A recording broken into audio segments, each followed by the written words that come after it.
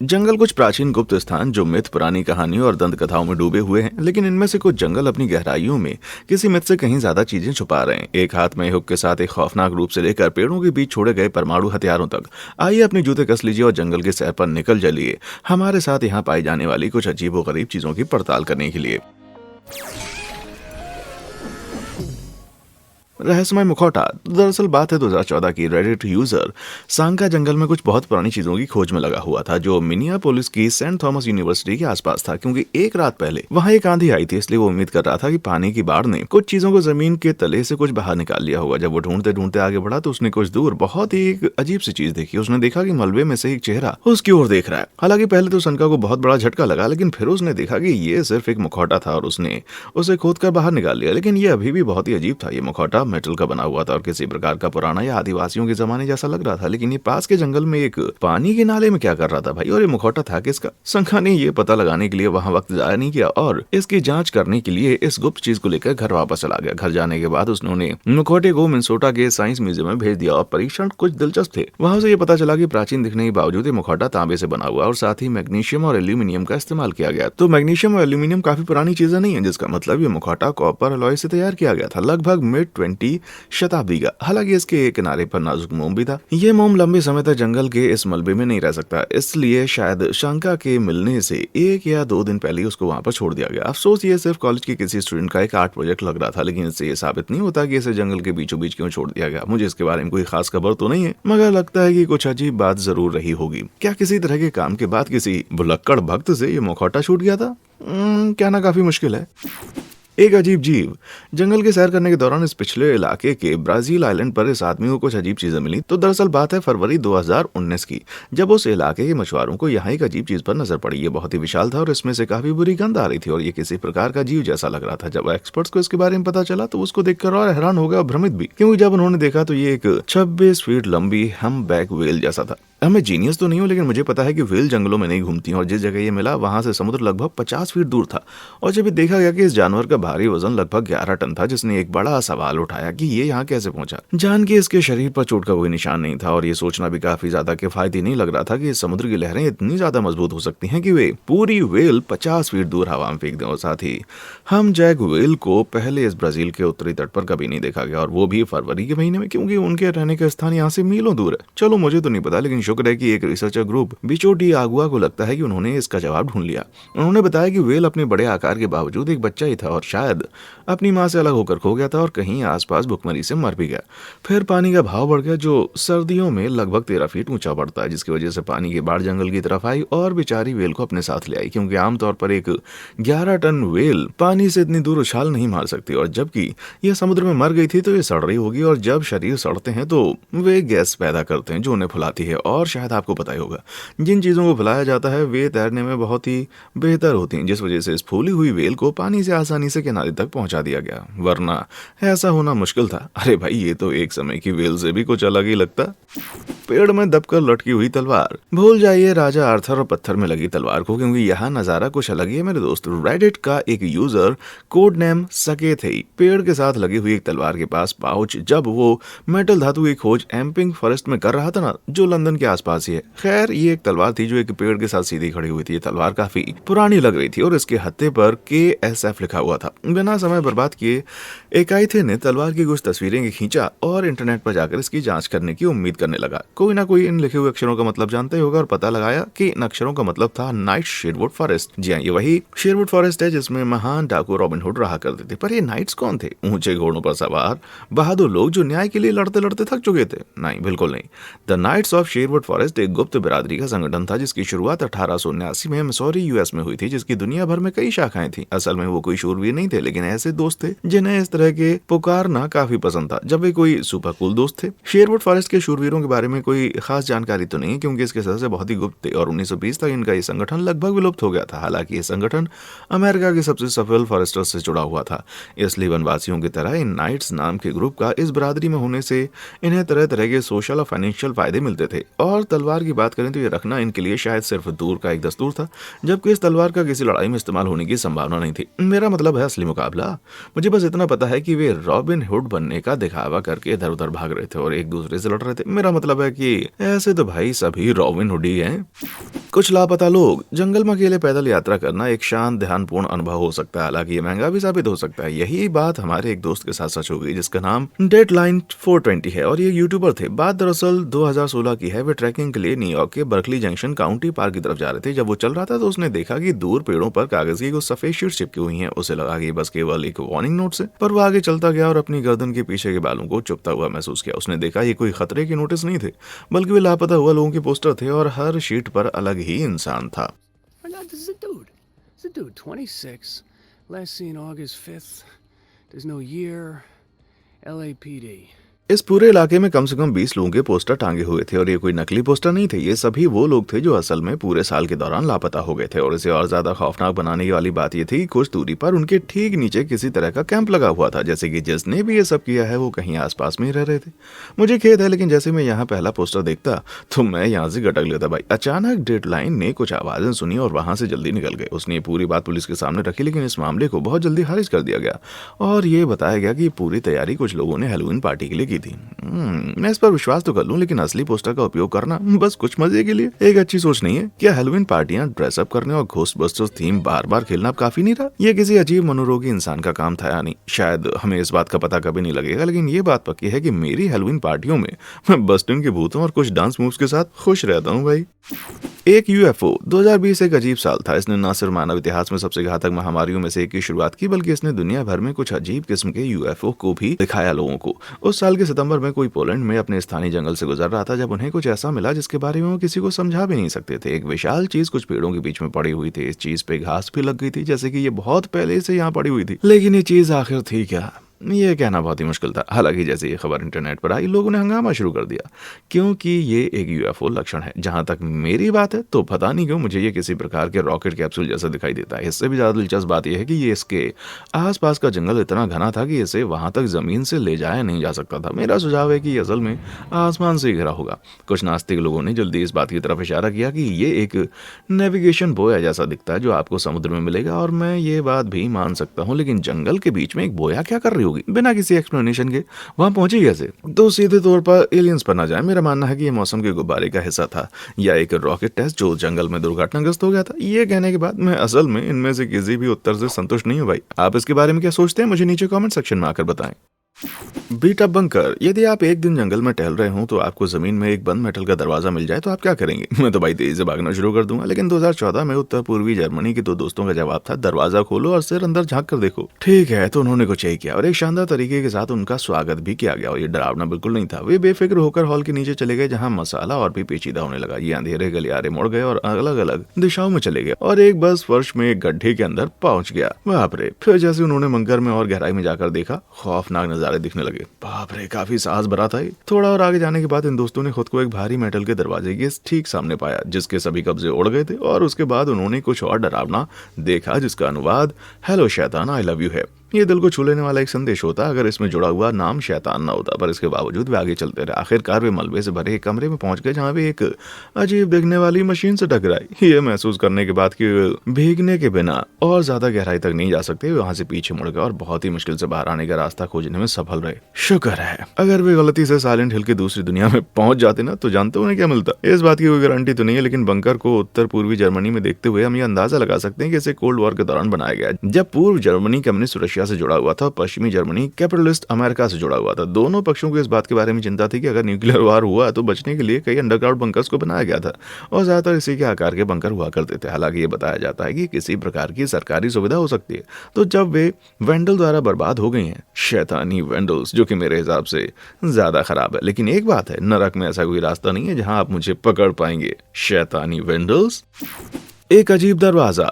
आप भले ही मुझे पागल कहें, लेकिन मेरी बात आप मान लीजिए कि दरवाजे भी सिर्फ कुछ ही चीजों के ही अच्छे होते हैं, जैसे कि लोगों को अंदर जाने देना, लोगों को बाहर आने देना, या कुछ मामलों में लोगों को बाहर रखना। आंटी माबिल, कृपया मुझे बुलाना बंद करें, मैं आपका एवन नहीं खरीदना चाहता। तो अगर मुझे कभी कोई दरवाजा जंगल के दो पेड़ों के बीच लगा हुआ दिखे तो मुझे हैरानी जरूर होगी।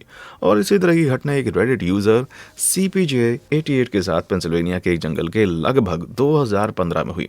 साथ ही साथ वहां उस दरवाजे के ठीक पीछे उसे कुछ हड्डियां मिली, और बेशक इंटरनेट पर लोगों ने सीधे फैसला सुना दिया कि दरवाजा किसी दूसरी दुनिया तक जाने का रास्ता है। अगर ऐसा है तो मुझे आशा है कि ये लड़की वापस से घर का रास्ता खोजने में सफल रही होगी। हालांकि दूसरी दुनिया का दरवाजा तो नहीं लगता, क्योंकि इसके अंदर और भी तर्क मौजूद है। ऐसा भी हो सकता है कि ये हड्डियां शायद नकली हो, या ये कोई इंसिडेंस हो सकता है, और दरवाजा शायद एक फोटोशूट या किसी प्रकार की कला दिखाने के लिए लगाया गया हो, क्योंकि लोग कला के नाम पर इस तरह की अजीब हरकतें करते हैं। जैसे किसी गिरे हुए पेड़ में सैकड़ों सिक्के डाल दिए गए थे, और यकीन मानिए किसी को असल में एक ब्रिटिश जंगल में पेड़ मिला था। हालांकि हो सकता है कि कलाकार पैसे और हथौड़े से भरी जेब से तंग आ गया और इसे असल में एक विश ट्री बना दिया गया हो। ऐसे विश ट्री देश भर की काफी सुंदर जगहों पर पाए जा सकते हैं, जहां हजारों टूरिस्ट और ट्रिपर्स आकर कोई विश मांगने से पहले इस पेड़ में एक पैसा डाल देते हैं। निजी तौर पर मैं टीम रैंडम डोर हूँ, और मुझे लगता है कि ये बिल्कुल भी कोई कला नहीं है, और ये दुनिया के सबसे आलसी बिल्डर का काम है। मैंने एक घर मांगा था बॉब, ये तो एक पूरा घर है। लकड़ी से बनी औरत। यदि आप कभी खुद को कैंट के छोटे से ब्रिटिश गांव ओटाडेन में पाते हैं तो आप इस बात पर बिल्कुल विचार नहीं करेंगे कि यहाँ कोई राज छिपा हुआ है, लेकिन अगर आप गांव के पास वाले जंगल तक जाएंगे तो आप इसको पाएंगे।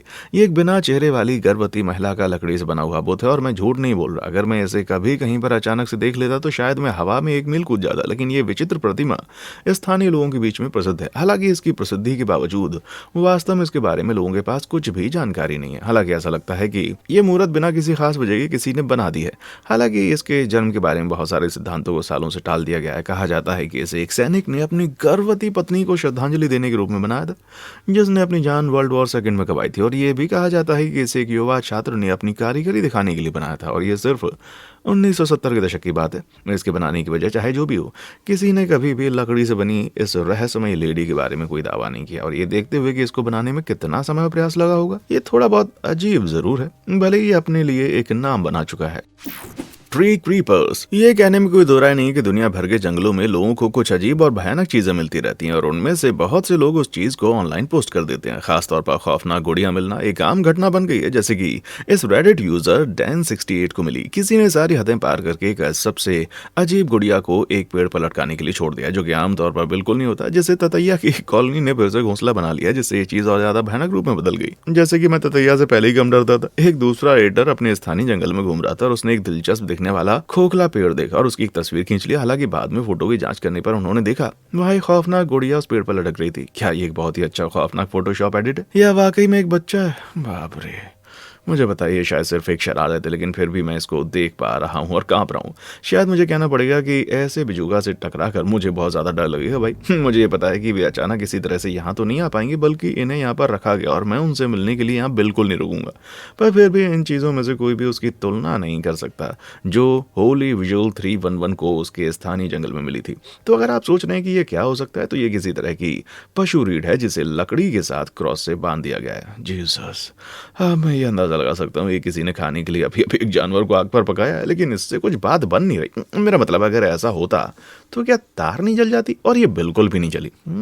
आपको क्या लगता है इस बारे में?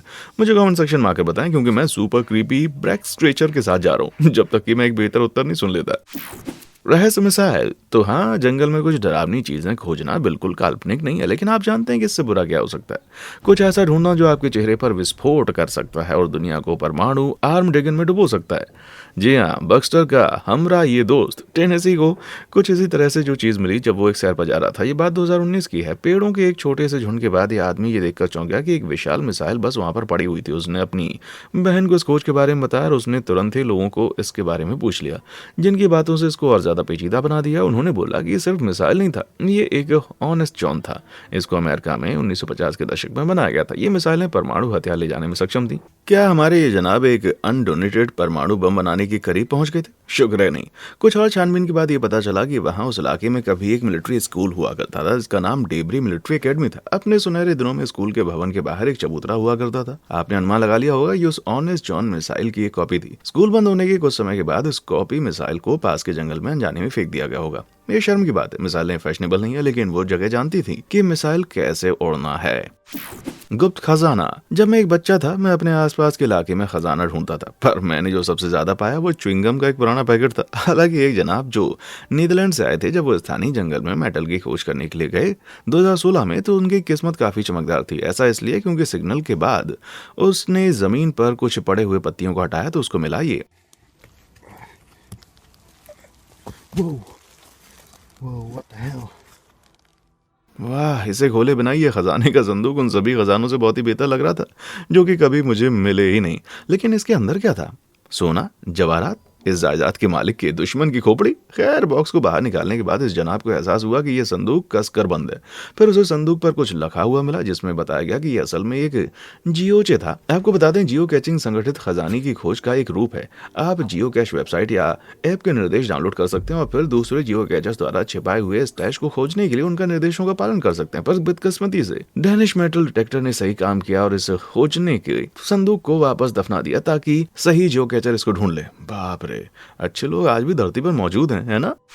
चुड़ैल का घर। डेनमार्क के जर्सलैंड में होस्टवेट वुड के बीचों बीच यहाँ एक छोटा सा घर बहुत समय से खाली पड़ा हुआ था, लेकिन ये एक दलदली झील के पानी में काफी देर से गिरा हुआ था और घर की साइड पर जाने का मतलब है पानी के ऊपर से ट्रैकिंग करना, जो कि काफी मुश्किल काम है। लेकिन अगर आप ऐसा करने के लिए काफी बहादुर इंसान हैं तो आपको इनाम भी दिया जाएगा और शायद वो मलबे से भरे एक पेंट की जोड़ी हो सकती है। और इस घर के बाहर जो निशान है, इसे फ्लिंथोलम कहा जाता है। हालांकि इसे स्थानीय लोगों द्वारा द विच हाउस के रूप में जाना जाता है और ये देखना मुश्किल नहीं है क्यों। इसके ढहने से पहले घर के अंदर बाहर की तुलना में और भी ज्यादा उबड़ खाबड़ थी जमीन। जो कुछ भी पहले वहां हुआ करता था उसमें वो कुछ भी नहीं बचा। जबकि कुछ लोगों का मानना है कि असल में एक चुड़ैल का घर था, लेकिन कुछ का कहना है कि ये घर किसानों ने वर्ल्ड वॉर सेकंड के दौरान जर्मन सेना से बचने के लिए बनाया था। पर सच्चाई ज्यादा देर तक नहीं छुपती। ये दरअसल 1930 के दशक में एक पीटर मेट्सिन पेडरसन ने बनाया था, जिसने इस घर के आसपास कुछ जंगल लगाए थे। युद्ध के दौरान जर्मन सैनिकों द्वारा पीटर को बुरी तरह से बेदखल कर दिया गया था और तब से इस घर को छोड़ दिया गया है। वहां शायद कोई निवासी चुड़ैल नहीं थी, लेकिन क्या आप पता लगाने के लिए जंगल में जाएंगे? मैंने ये सोचने के लिए बहुत ही डरावनी सी फिल्में देखी भाई कि ये एक अच्छा विचार है। क्या आप जानना चाहते हैं कि अच्छा विचार क्या है? उन लाइक और सब्सक्राइब बटन को हिट करना। ऐसा करने पर आप फिर कभी इस तरह की वीडियो मिस नहीं करेंगे। वुडलैंड जादू टोना। चुड़ैलों का असल में होना बिल्कुल काल्पनिक माना जाता है, लेकिन बहुत से लोग जादू टोना में काफी विश्वास करते हैं। आज कई लोगों के साथ चुड़ैल अपने विश्वास का अभ्यास कर रही है और जाहिर है ऐसा करने के लिए जंगल उनके पसंदीदा स्थानों में से एक है। तो जब एक जनाब अपनी सैर पर अमेरिका के तटीय न्यू हैम्पशायर के जंगल से गुजरे तो रेटर वाइल्डर नेस माफिया 100 यूजर को एक अजीब किस्म की चीज पर नजर पड़ी जो लकड़ी और जानवरों की हड्डियों से बनी थी। ये किसी प्रकार की पूजा पाठ की तैयारी लग रही थी। एक खौफनाक मंजर के साथ साथ इसके बीच में एक बड़ा उल्टा पंचकोट भी है। तो अगर आप इस तरह की बातों पर विश्वास करते हैं तो क्या ये उस चीज का एक अच्छा संकेत नहीं है? मेरा मतलब है, ये निशानी सच में सेंट फ्रांसिस्कन चर्च के शैतान द्वारा अपनाई गई थी। तो क्या ये शैतान की पूजा है? हालांकि कुछ आधुनिक चुड़ैलें इस निशानी पर विवाद करती हैं, तो शायद ये जंगली माफिया उनकी एक वेदी में ठोकर खा गए। इसके साथ टिकटॉकर लॉर्ड वीर ने दावा किया कि उसने एक दिन अपने घर के पीछे के जंगल में किसी प्रकार का एक मंदिर देखा।